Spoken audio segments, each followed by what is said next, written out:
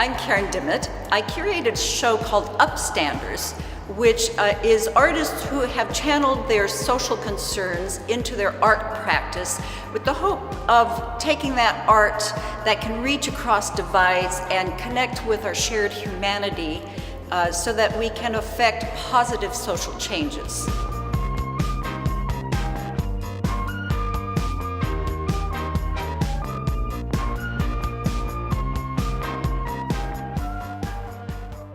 Maria Spector has been concentrating on silhouettes with finely realized watercolor figures, dealing with the violence in society and how we tend to be raised.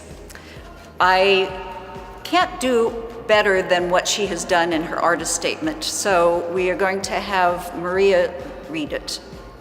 Hey little girl, you want some candy? I have Tootsie Rolls, Sugar Daddies, Chocolate Kisses, and Sweet Tarts. If you're good and sweet, you can have all the candy you can hold. Hey little boy, you want a gun? I have one that goes bang. If you are tough and strong, you can have all the guns you can hold. Hey little girl, you want a gun? I have one that will protect you from the man with the candy and the boy that goes bang. If you take careful aim, you can have all the guns you can hold. We promise our children safety, but we give them violence.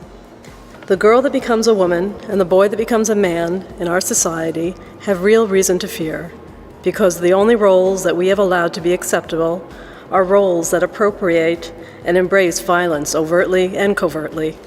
I want to make beautiful work, but I don't live in a beautiful world. These works are meant to be intimate and finely painted. When I paint, I'm trying to reconcile violence and compassion. I use fine sable brushes, and each face is smaller than my fingerprint. It is in the details and the small where I find the inner voices of girls and boys.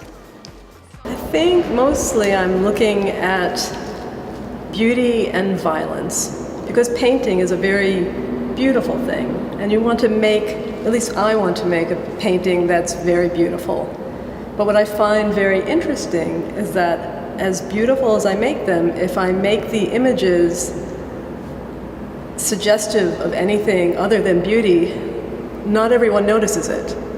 And what I've found is that people will come up to the paintings and they'll say, wow, those are really beautiful.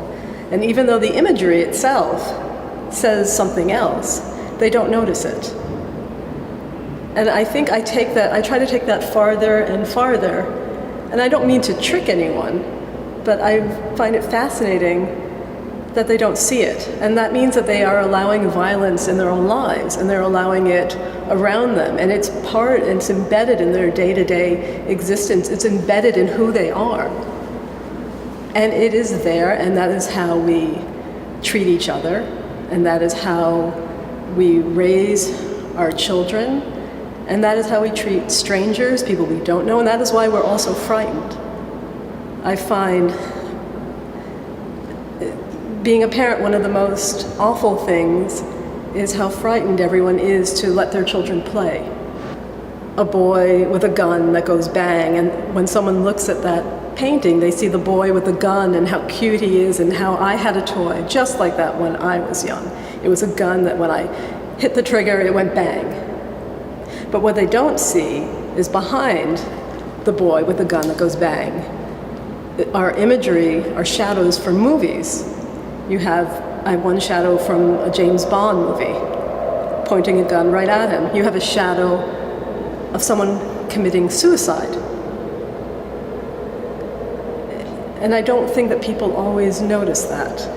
Or if they're noticing it, they're not reacting in a horrified way, or it. No, it's cute. It's fun to them. It's fun. It's fun to them. They're not necessarily horrified, and they should be horrified. I believe they should be horrified.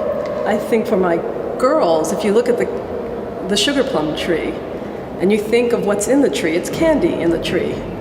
But if you call a girl any of the candies that I've put in the tree, if you call a girl a sweet tart, what does it mean? You say a girl has a sugar daddy, what does that mean? All of the candy in my tree have a double meaning. They're candy kisses, they're sugar plums, they're Tootsie Rolls and sweet tarts. And each girl is presenting herself in a dress, and that dress has another meaning. And all of those meanings have to do with their sexuality. So you have the virginity of the unicorn, or you have the Little Mermaid, who of course her goal is to have legs. And if she has legs, that also means something else. Now, are you finding, being in the UPSTANDERS show, that the audience, the viewers, are more receptive to what you are trying to present here than in most places that you show the work? Absolutely. I think UPSTANDERS, because we really do care about the world and we want to make change. And I know if you look at my painting with the two girls with all the guns behind them, and if you look, one girl is wearing, her shirt is made of camouflage. She has a t-shirt with a symbol for the NRA. Her shorts are red, white, and blue. And next to her is a girl with a target for her shirt and little ducks, just like little ducks that you would shoot, on her dress. I'd like to think that people would see that and say, we have to do something about gun violence. I would like to say that people will see that. But as I said, I'm not sure that people do notice as much, or they're willing to set it aside, which I think is the more important. And I just see people able to set it aside, and they work very hard to set it aside. And is that because they feel like it's inevitable, that they